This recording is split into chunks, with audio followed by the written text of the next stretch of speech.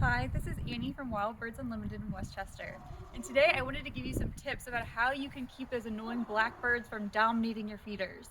So when I talk about blackbirds, what I mean, at least in my yard right now, what I'm dealing with are the starlings.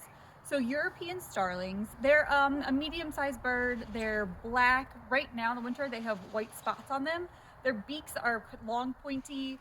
They're yellowish. Right now they're kind of darkish, but they're mostly, you can see the yellow still. In the spring, summer, they get like kind of a iridescent sheen to them. So, and they come in flocks, and they're loud, and they're noisy, and they're aggressive, and you'll see them on telephone wires and, in fields and stuff like that. So that's what I have a lot of. Other blackbirds that are kind of nuisance birds are grackles. Grackles are bigger than starlings. They have a bluish head, an iridescent kind of bluish head. They have a longer a black beak, and they have yellow eyes.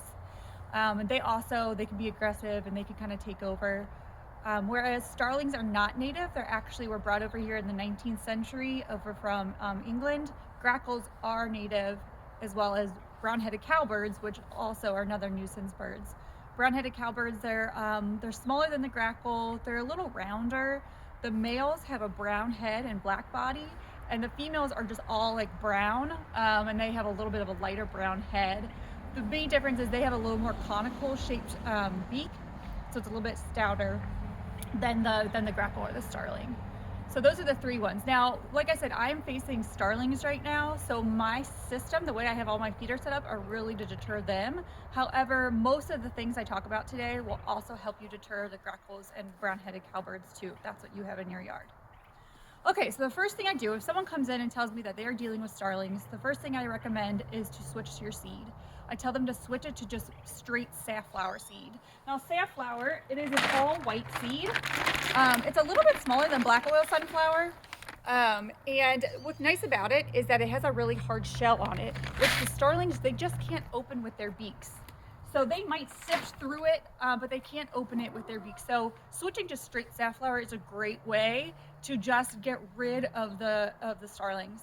Now, what I do is I put my safflower in my fly-through feeder. So a fly-through is this one I have up at the top. The fly-through is really great because it's open. All the birds can kind of go to it if they want. And then I can also put a mix of seed in there. So right now, there are a couple other seeds that starlings don't like. The other ones they don't like are like a striped sunflower and peanuts in the shell. So if I do a blend, I will do that. Otherwise, you just want to do straight safflower, because let's say sometimes people decide they want to mix it because they think that will deter the starlings.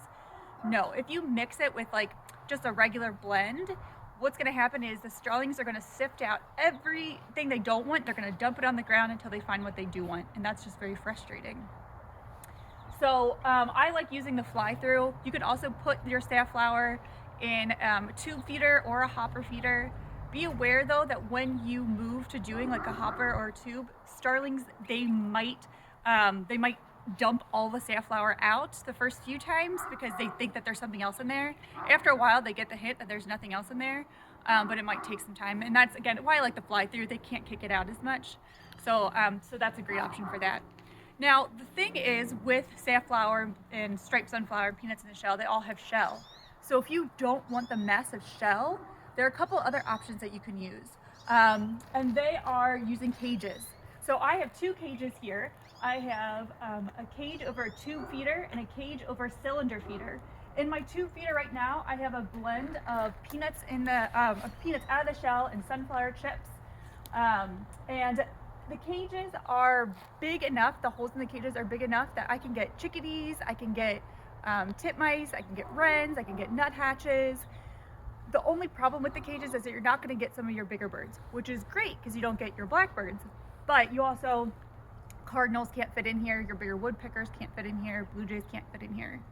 So, like I said, I'm still getting a lot of birds. It takes them a little bit of time to get used to the cages and getting comfortable going in, but I still get a ton of birds who will go into my tube feeder and my cylinder feeder. In my cylinder feeder right now, I have a winter blend, which is really full in fats, which is great for this time of year. So what I advise is, since I have two cages, that's why I like to have my fly-through too, because it's giving me the cardinals and the blue jays. Cardinals will come they love safflower, they love striped sunflower, blue jays love peanuts in the shell, and those are the foods I was mentioning that starlings don't like. So I put those in the top, my cardinals and blue jays, and then my smaller birds will go, even my downy woodpeckers, they can fit in here, they'll go to the 2 cages. So that's my one feeding system. My second feeding system that I have is over here, and it has a Finch feeder, and it has a safflower cylinder on it. So again, the safflower is great. Same thing, starlings can't open it up, and I like it in a cylinder form. I like the birds can kind of cling right to it. I get a good variety. Downy woodpeckers, finches, titmice, chickadees, they'll all go to that. Finch feeders are great because they can't get into, the starlings can't get their beaks into it, and the perches are pretty small, so they have a hard time even perching on it, but then they can't even get into it. And right now in my Finch feeder, I have finely diced sunflower chips, so I'm not just getting goldfinches who love this, I'm also getting chickadees. My yellow-bellied sapsucker, who I get pretty regularly, he comes to this too, which is really neat. So I'm getting a good variety with this as well. Okay, and so then the last feeder I want to show you up front is my log suet feeder. This is one of my favorite feeders that I have. Right now what I have in it is a hot pepper super suet, and I cut it in half and I just put both pieces inside of it.